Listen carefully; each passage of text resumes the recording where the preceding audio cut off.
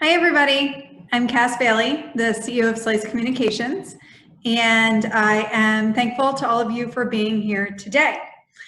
We are going to talk about creating a crisis communications plan. And we have some advice, some best practices, some tips, and we're going to spend as much time as we can at the end answering any questions that you have. So in order to make the most of this webinar, we wanted to share with you all a worksheet that you can actually use throughout the webinar to fill in yourself so that you actually have a plan coming out of this, or at least the beginning of a plan. The best place to go is our website, slicecommunications.com/publication. If you go to the website at the very top, there's a publication section /crisis communications planning worksheet. But if you just go to the publications landing page, the first one on the left will be the crisis communications planning worksheet. You can download that now and use it at any time as we go through this workshop, or even individually. If you wanted to do it after this or do it with your team after this, you can do that as well.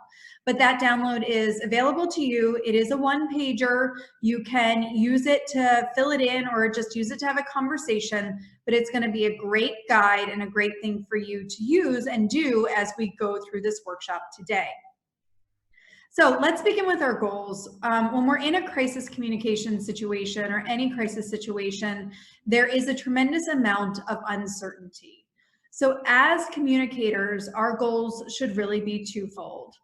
The first one is clarity. We need to make sure that we are not adding to the confusion, to the uncertainty, to miscommunication, to misperception. We need to make sure that our communication is as clear as possible. And that usually means a couple of things. One, it needs to be simple as it could be. Quite often when we start to communicate, we try to put all of our thoughts into our communication instead of simplifying that communication. By taking some time to make sure that it's as simple as possible, we're better set to be able to deliver it consistently, which is our number 2 goal. When we're in a crisis situation, we want to make sure that we are delivering the same message over and over and over again. Now, as we all know, communication can take lots of different forms. And so the consistency doesn't necessarily mean that you're saying the exact same thing to all of the different audiences, but it does mean that there are consistent message strings, consistent themes, and that your core messages are consistent. Now, that said, we are in a very uncertain time and things are changing constantly. So how do you keep consistent messaging when everything is changing? Well, the best way to do that is just to explain any changes that are happening. That means you don't want to go out with one message one day and a different message the next day. You need to explain to people and educate them how things have changed and how that's changing what's happening with your business and organization. But overall, if we can communicate with clarity and consistency, we're going to be starting to achieve our goals in terms of communicating through uncertainty. So I'm now going to go through some exercises, some best practices, and some guidance that you all can use creating your communications plan, your crisis communications plan. Please keep in mind that there are many different industries and many different business situations. The best practices that we're sharing with you today really should apply to all of them. But if you have any questions, we're going to save lots of time at the end of this conversation for your questions. There is a Q&A function within this webinar, so feel free to leave your questions and we'll answer as many of them as we can. Okay, so let's begin with the first conversation we need to start having. Who are your audiences? Who are the people with whom you are communicating? I'll tell you that the most common mistake that we're seeing these days is that people are thinking, and companies, organizations, are thinking about one audience, and their one audience is all of their stakeholders. And unfortunately, that's a problem because it doesn't get us to the point where we are communicating clearly and consistently. So when we're developing a crisis communications plan, there really are 5 primary audiences. We have our customers and our clients, the people who are buying from us. We have our investors, and in the case of nonprofits, they're also donors and supporters. We have our partners, and right now we've got lots of different kinds of partners, but the most important tend to be our suppliers in a crisis situation. Those people who are willing and able to provide us what we need in order to keep doing our business. We have our centers of influence. These include industry influencers, people who lead your associations, your trade groups, maybe even some of the big events that unfortunately have been canceled. And then our employees. They are not last. In most cases, they are first. What we're seeing in terms of employees today is that there tends to be one of two things happening. One, unfortunately, there are many organizations who have had to lay off or furlough employees. And there are other organizations that are trying to hire as many as they can, including those in grocery stores, healthcare, distribution, and logistics centers. So there are five different audience types that we need to consider when we're putting together our crisis plan. So the first thing I want you to do on your worksheet, if you have it, is to sit down and write down a little bit about each one of those audiences. If you don't have investors or donors, that's okay. You can just skip that section. But chances are you do have the 4 other audience types. So write down, who are they? Some demographics. What are their job titles? What do they care about? What are their demographics and their psychographics? We want to know all of those things so that we can most accurately and effectively communicate with each one of them. Then we have to decide which audience is the highest priority. Now, in a crisis situation, quite often people tell us that every audience is a high priority, and that is absolutely true. But which one is the most important for you to continue to function with your business? That tends to be the one that you want to communicate with the most. So for instance, if you're currently trying to hire as many people as possible to meet high demand, you might want to think about prospective employees as being your most important. If you craft a message that's specifically for potential employees, that message will likely also be seen by your investors, your clients, your customers, and they'll gain confidence because they know that you are working really hard to get the people that you need to deliver to them.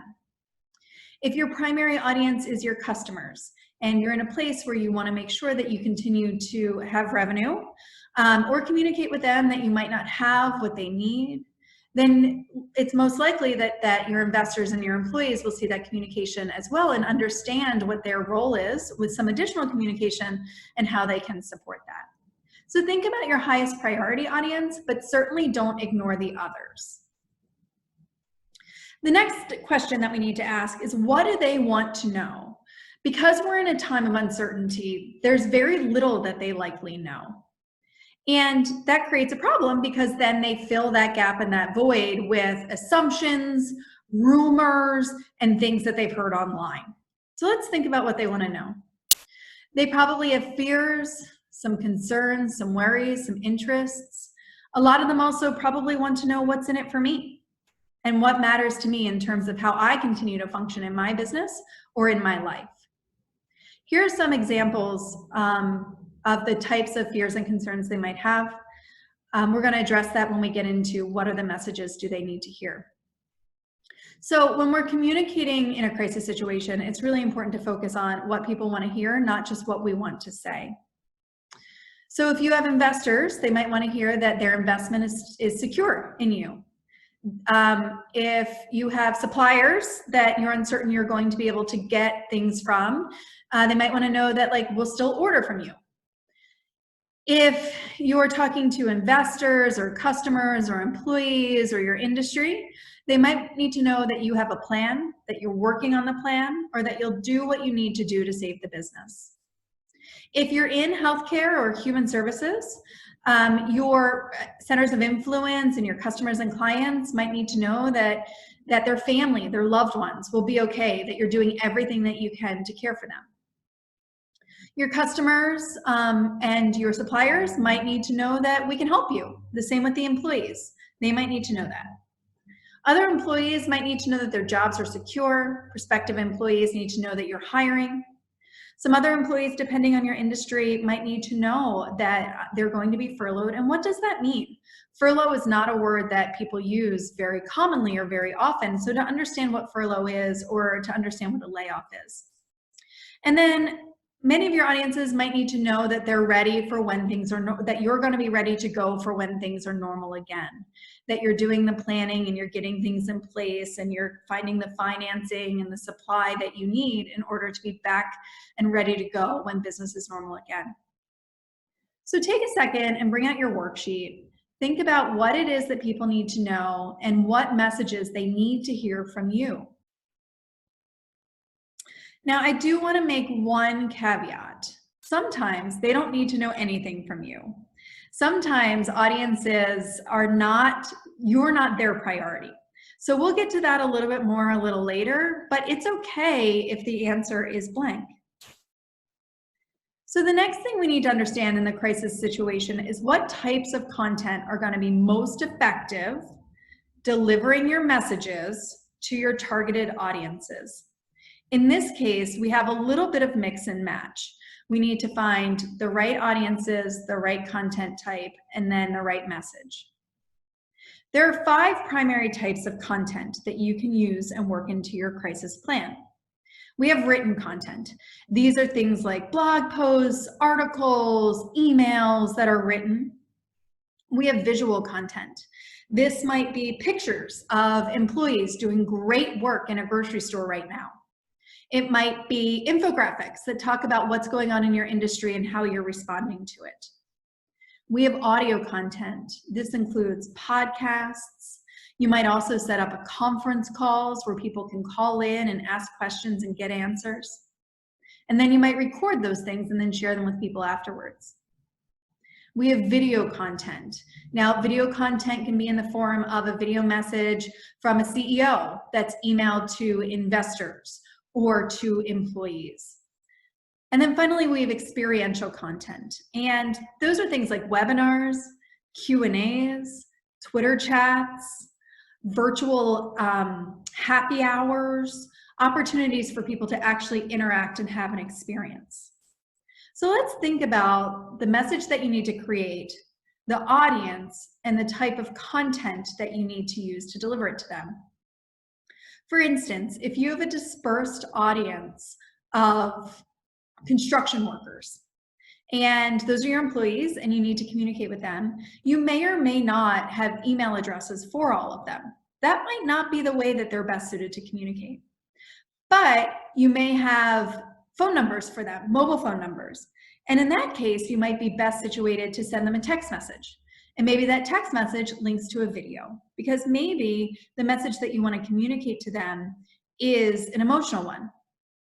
And in a lot of cases, video is our best content type for delivering an emotional message. Let's say that you want an opportunity to answer questions from your customers. You might want to set up an opportunity to have a conference call with them through experiential content.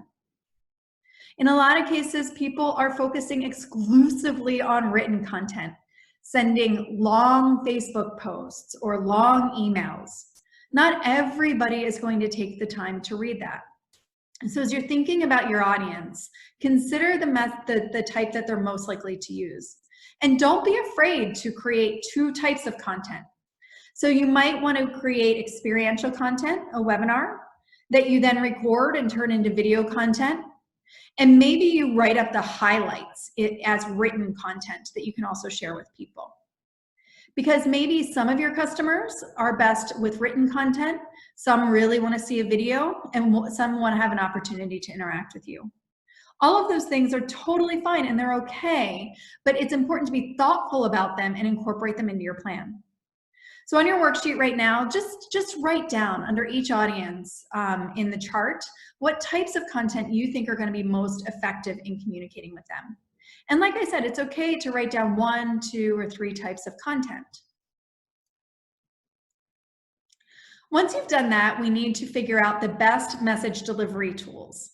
Now, I mentioned text messages might be best for some audiences, emails might be best for some audiences, but there are really 3 primary communications tools that people are using today in order to most effectively and efficiently communicate with their audiences.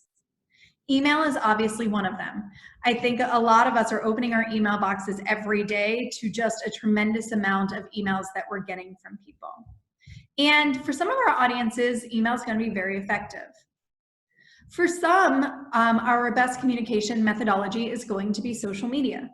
So for instance, if you run a grocery store or if you run a retail brand, you're not going to have email addresses for all of your customers if your customers are your highest priority audience. But you may be able to communicate with them using Facebook or using Twitter, or if you're in the B2B space and you don't know who you don't know, you might be best using LinkedIn. You may also want to consider YouTube if you have some education to do for people. YouTube is a great channel for that. And then finally, consider public relations, especially if you are an entity that really needs to get a message out to a lot of people very quickly. By working with different reporters and getting coverage in the news or on targeted blogs, you're going to be able to really effectively get to people you don't know. And once you have that media coverage, you can reuse it on your social media channels or on your email marketing. So take a second on your worksheet and write down what you think best delivery message is. Don't just limit yourself to these three methodologies, but think about others like text messaging. At this point, we don't recommend getting together in person and having a town hall, but a conference call might work, a video conference might work. If you have an internal communications or internal social media platform, such as Facebook Workplaces or Yammer or Slack, maybe that's the channel that you want to use. So just take a second and write down what the methodology you think is best for each of your audience. Now, in order for you to effectively deliver these messages, you have to be ready.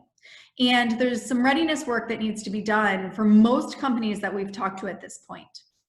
The first one is that they don't have a segmented email list.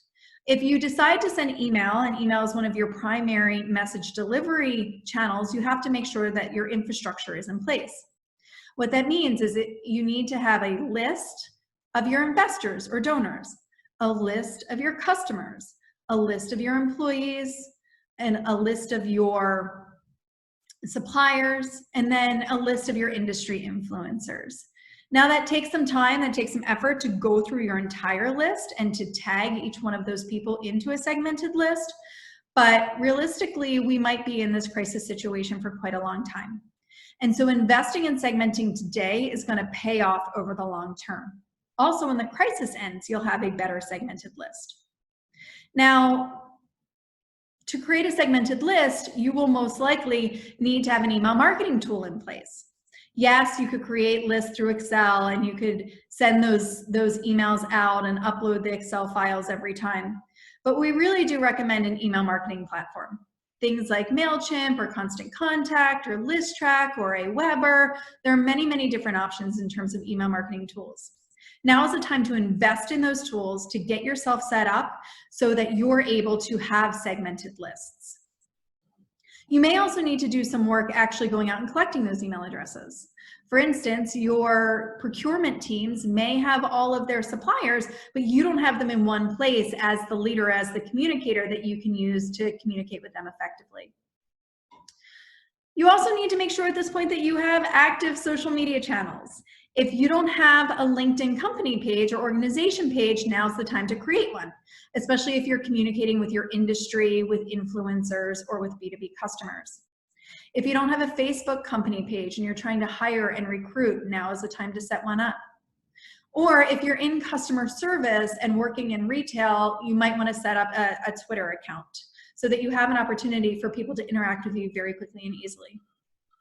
You also need to think about your reporter relationships if PR is going to be a primary message delivery technique for you.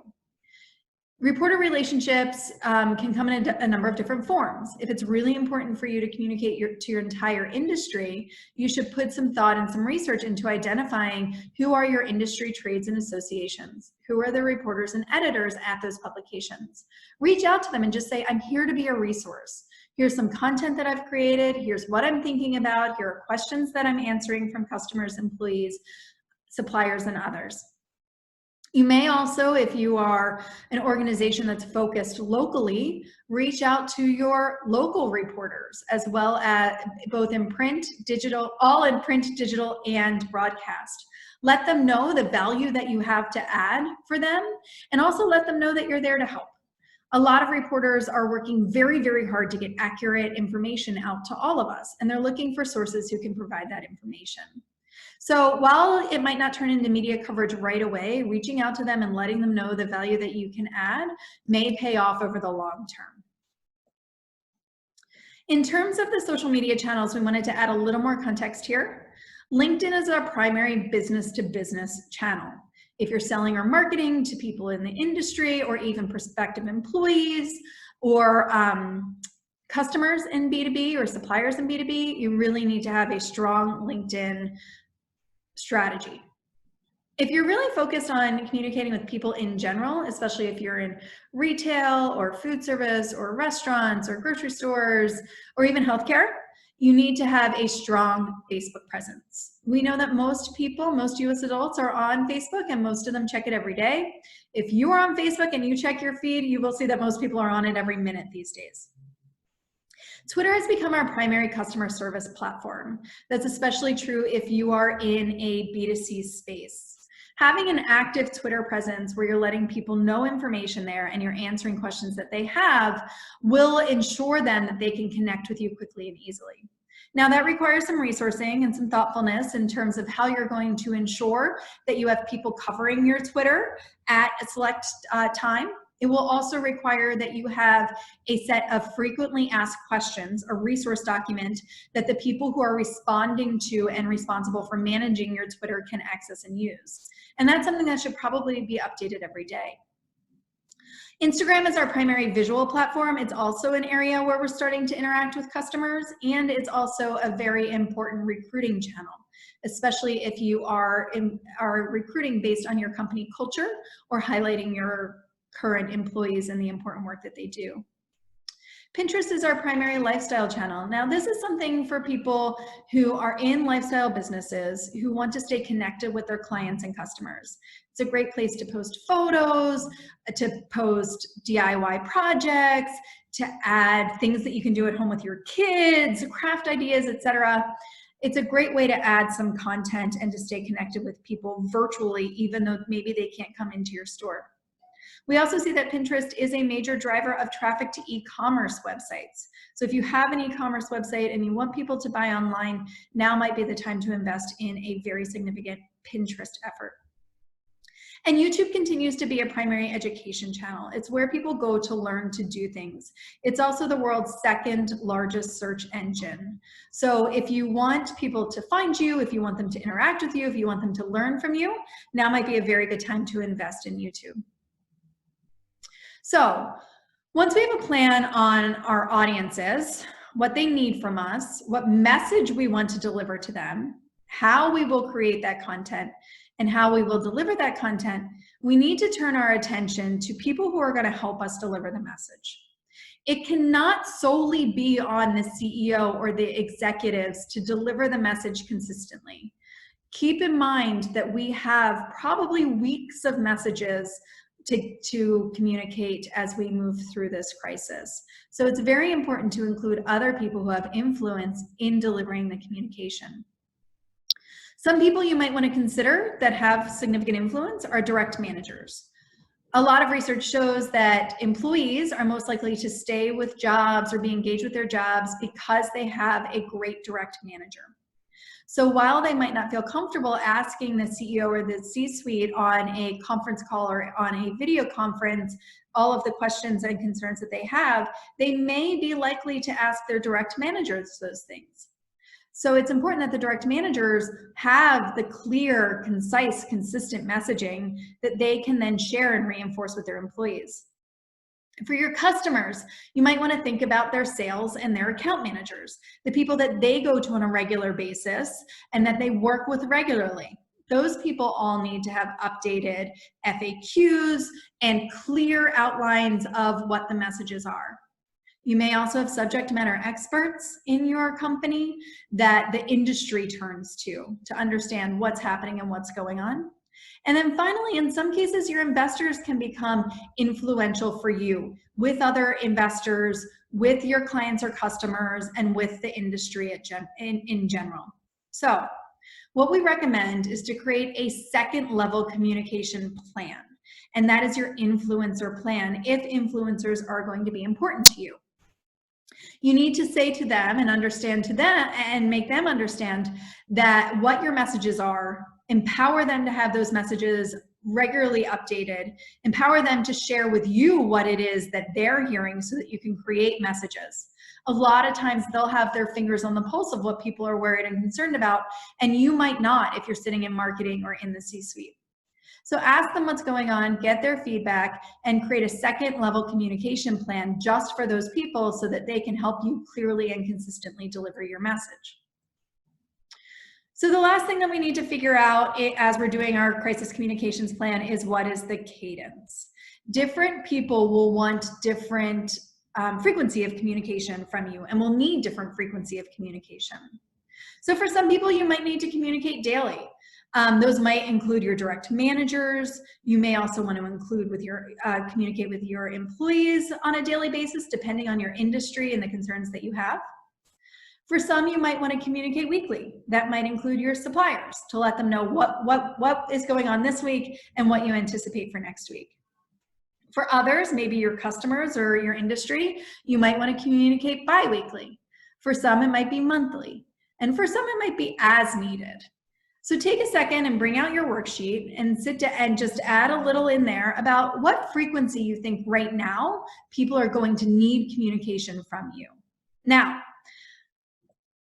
there are some people who will never need communication from you. Let's be honest. There are people in your database, there are people in your world that maybe you want to send things to, but they might not want to hear from you right now because they have bigger concerns and other worries, and you don't necessarily aren't necessarily counted in that. So for instance, not to call anybody out, but I recently got a message from a gym with which I've never been a member. Somehow I got on their contact list. They sent me a message about how they're responding to this crisis, and I really did not need to get that message. It just created clutter for me when I have a lot of other things going on. So be very careful when you're thinking about your 5 audiences of the people who are in your never category. And if you can, segment them out and make sure that they're not getting communication from you.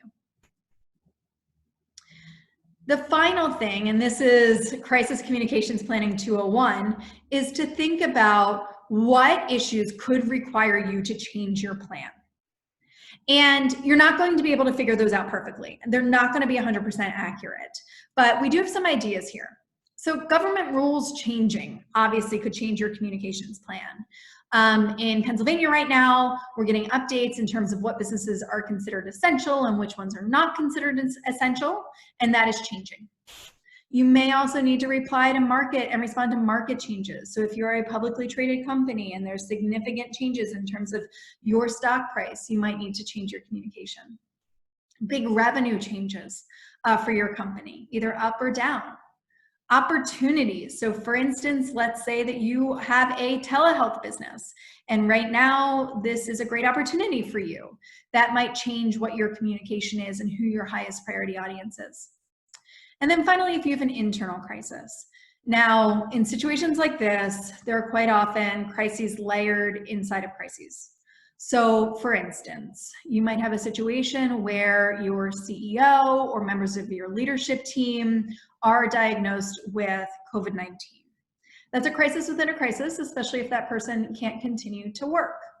And so think about internal crises that could happen that could potentially make you change your messaging and your plan.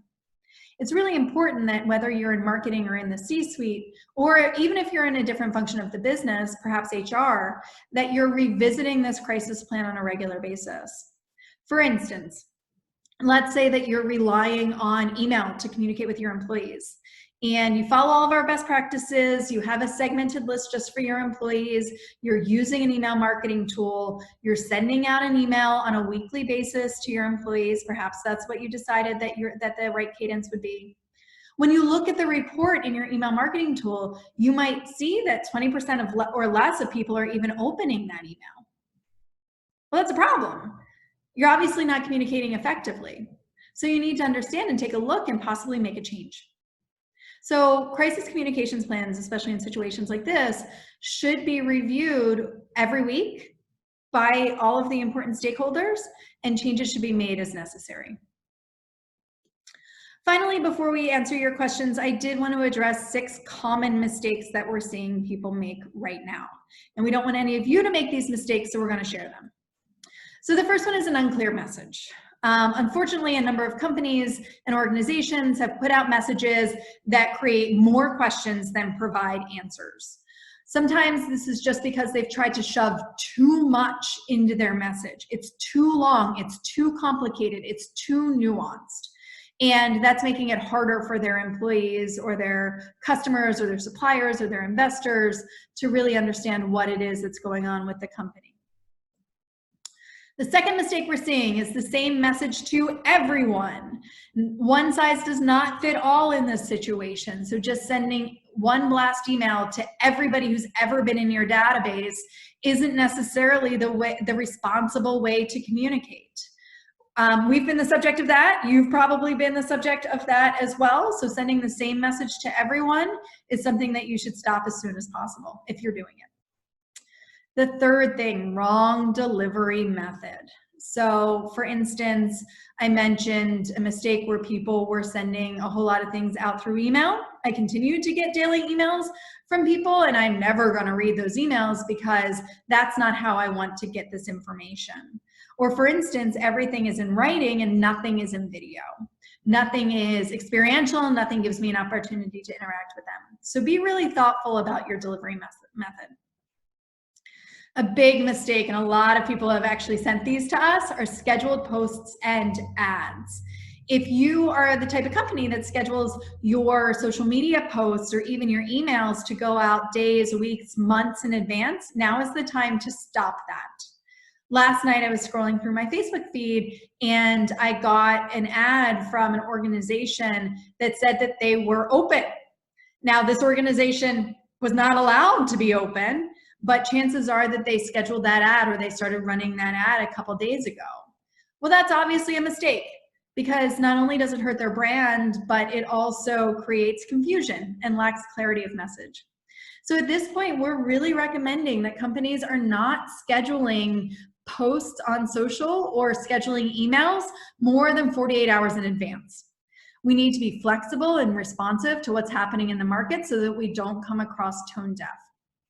And we also need to be reviewing any social media ads that we have out there every single day. We need to know what audiences we're targeting and what message we're delivering. And we need to turn them on and off as necessary. So please be very, very cautious about your social media ads and your scheduled posts. Another mistake we're seeing is one-time communication. People who are putting out one email or one post and never communicating again. No follow-ups, no opportunities for interaction, and no parallel communication coming from influencers. Obviously, that's a problem because as things change, we need to, and people's concerns and considerations change, we need to be able to adjust to that. So I'm not saying that we should be communicating every day. That's not the right thing for every audience, but just putting something out once isn't going to work either. The last mistake that we're seeing is not knowing when to stop. So while we don't want to communicate just once, we also don't want to communicate every day. I'm getting emails right now from people, again, I was never their client or customer, I might have been one of their prospects, and I'm getting emails from them every day. It's time to stop. Don't send me any communication. Let things kind of level out and know that I'm not opening your communication. So I've become a disengaged person and you should not send me any more messages. I'm not one of your priority audiences, so let's take a break and save your resources for people who are your priority audiences. So there certainly are times to stop. Another consideration is just in terms of knowing when to stop marketing and promoting yourself as a company. We need to ensure that all of us are not tone deaf in this situation. Think about your communication in context. So for instance, if you are talking to somebody in your industry or one of your clients on the phone or one of your employees, think about like what you would actually say to that human being. And if you would actually say something about how you're helping others and your services or what's happening with your suppliers, then yeah, you might want to consider it in terms of your crisis communications plan. But if you wouldn't say it to a human being face to face or even virtually face to face, certainly don't say it through any of your communications. So we're going to open it up to Q&A now. I'm going to take as many questions as I can. I also have my email address here. So if you are watching this after the fact and you're not able to answer or ask your questions live, you can send them to me and I will do my best to answer them. Okay, so we have a couple questions. I'm going to take a look at them right now. Let's take a look. So somebody sent us a message and they were asking specifically about what to do if you don't have all of the email addresses for the people that you need to communicate with. So there are probably sources within your company where you can start to collect those. You may need to go to the sales team and ask them for their contacts. You may need to go to your supply chain team and ask them for their contacts. You may need to go to the CFO and ask for the investor contacts.